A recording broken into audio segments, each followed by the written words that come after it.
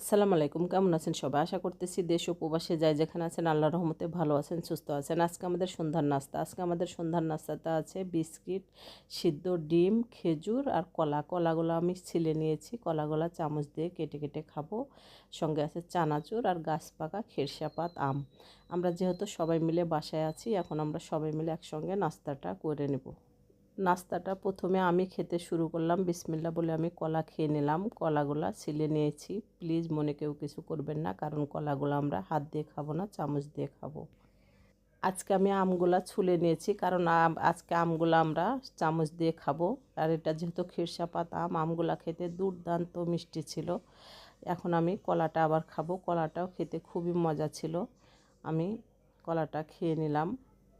এখন আমি ডিমটা খাবো। সিদ্ধ ডিম খেতে আমাকে মোটেই ভালো লাগে না, তারপর আমার ছোট ছেলে রাগ করে, সেজন্য আমি বাধ্য হয়ে খাই। আমরা এখন সবাই মিলে নাস্তাটা একসঙ্গে করে নেব। তাহলে আজকের মতো এখানে বিদায়, আবার নতুন কোনো ভিডিও নিয়ে আসবো। আল্লাহ হাফেজ সবাইকে।